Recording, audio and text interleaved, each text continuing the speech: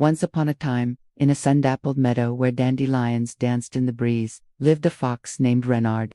Reynard was known throughout the forest for his impeccable manners, his dazzling smile, and his exceptionally sharp mind. One afternoon, he spotted Pip, a little bunny with fluffy white fur and a tiny, perfectly tied bow tie. Pip was humming a cheerful tune while nibbling on a clover. "Good day, my dear Pip," Reynard called out, his voice as smooth as honey. "I was just on my way home to prepare a magnificent dinner. A feast, really. I would be utterly delighted if you would join me. My den is the coziest place you can imagine, and the stew I have simmering is simply divine." Pip's ears perked up. He was a sweet, trusting soul who saw the good in everyone. "Oh, Mr. Reynard, that sounds wonderful. I'd love to," he chirped, his nose twitching with excitement. "How very kind of you to invite me." As they chatted, a small flock of sparrows watched from the branches of a nearby oak tree. They twittered nervously to one another, their little heads cocked in concern. They had seen Reynard's charm before, and it rarely ended well for small, fluffy creatures. But Pip, blissfully unaware, hopped along beside the fox, completely won over. "This way, my little friend," Reynard said, gesturing with a theatrical flourish toward a path leading into the thicker part of the woods. "My den is just a short walk from here." The journey began pleasantly enough. Reynard regaled Pip with funny stories and fascinating tales of his adventures. Pip listened, captivated, his big, innocent eyes wide with admiration. But as they ventured deeper, the path grew more treacherous. "Watch your step here," Reynard suddenly exclaimed, pointing ahead. A large moss-covered log was perched precariously on a small hill overlooking their path. Just as Pip hopped past, the log began to wobble. With a loud crack, it tumbled down, landing exactly where Pip had been a moment before. "Oh my goodness," Pip cried, looking back at the heavy log. "That was a close one." "Thank you for the warning, Mr. Reynard," he giggled, completely oblivious to the flash of annoyance that crossed Reynard's face. The fox quickly masked it with a concerned smile. Indeed, one must be so careful in these woods. From the trees above, the sparrows' chirps grew louder and more frantic. They had seen Reynard give that log a subtle, almost imperceptible nudge with his paw. They continued on, and soon came to a large patch of dark, slick mud. "A bit of a muddle, this," Reynard chuckled, his eyes gleaming. "Allow me to show you the best way across." He gestured towards the slipperiest-looking part of the patch. Pip, ever trusting, followed his lead. He took a small hop, and immediately his feet slid out from under him. He spun around in a comical pirouette, arms flailing, and somehow landed perfectly upright on a small, dry patch of grass on the other side. That was like an ice slide." Pip laughed, shaking a bit of mud from his bow tie. Reynard stared, his jaw tight. He had spent all morning pouring buckets of water onto that spot. He forced another smile. "You are quite the acrobat, Pip. Remarkable agility." The sparrows, who had been following them from tree to tree, now swooped lower, their wings beating in agitation. Their frantic chirping sounded almost like a warning, but Pip simply waved at them. "Hello, little birds. Isn't it a beautiful day for a walk?" Their final obstacle was a rickety old rope bridge stretching over a deep, shadowy ravine. The planks were rotten, and the ropes were frayed. "The scenic route," Reynard announced with false cheer. "It offers a breathtaking view." He subtly bounced on the edge of the bridge as Pip started to cross, hoping to shake a loose plank or two.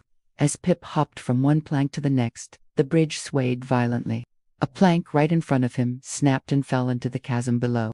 With a nimble leap, Pip jumped over the gap, landing safely on the other side without so much as a wobble. He turned back to Reynard, his expression one of pure delight. "What a thrilling bridge, Mr. Reynard. It's like an adventure course.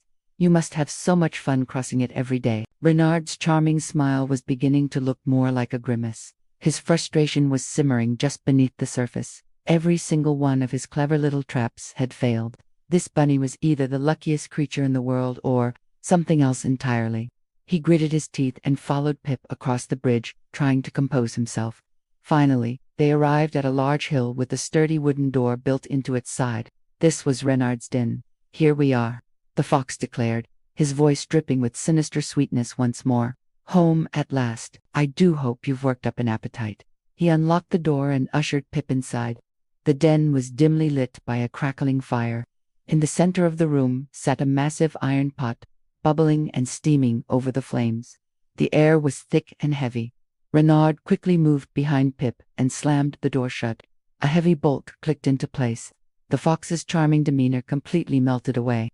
His smile twisted into a menacing sneer, and his eyes glinted in the firelight. He slowly circled the little bunny, his shadow looming large on the wall. "Welcome to dinner, Pip," he purred, his voice a low growl. "I'm so glad you could make it. You see, you are the main course." Pip stood perfectly still in the middle of the room. He didn't scream. He didn't tremble. The sweet, innocent expression on his face simply vanished. He looked up at the towering fox, and a slow, knowing smile spread across his own face. It was a smile that didn't quite reach his eyes. And as he smiled, he revealed 2 rows of surprisingly sharp, glistening white teeth. "Is that so, Renard?" Pip said, his voice now calm, steady, and unexpectedly deep. He reached up to his tiny bow tie. It wasn't a bow tie at all. It was a small, high-tech remote control with a single, glowing red button. With a deliberate, almost casual movement, he pressed it. Immediately, a loud worry sound filled the den. The stone walls around them began to shake and groan. Then, with a series of loud clunks and hisses, the walls retracted upwards, folding away into the ceiling like giant metal shutters. Renard stumbled back in shock, his jaw dropping. The cozy den was gone. In its place was a vast, cavernous, brilliantly lit underground complex. As far as the eye could see were conveyor belts, robotic arms, and complex machinery, all dedicated to one thing: harvesting and processing carrots on an industrial scale. An army of bunnies in crisp little uniforms operated the controls, sorted produce, and drove miniature forklifts piled high with bright orange carrots. The huge, bubbling pot in the center of the room wasn't for a bunny stew.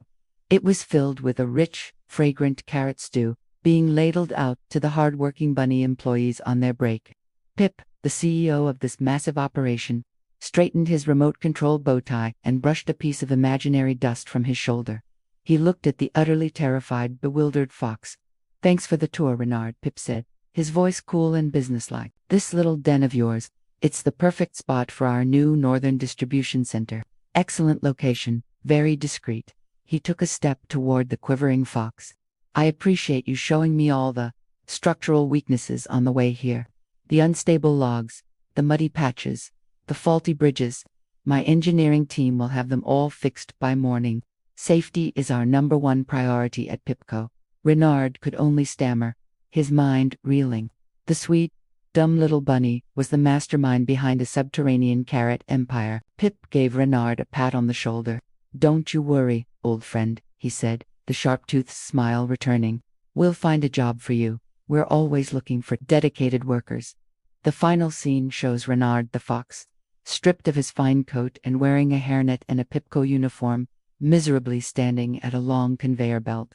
His once cunning eyes were now dull as he sorted carrots into different bins: large, medium, and small, while a stern-looking bunny supervisor watched him with its arms crossed. Above him, a large banner read, "Pipco Carrots, we're all ears for quality." Thanks so much for watching our story.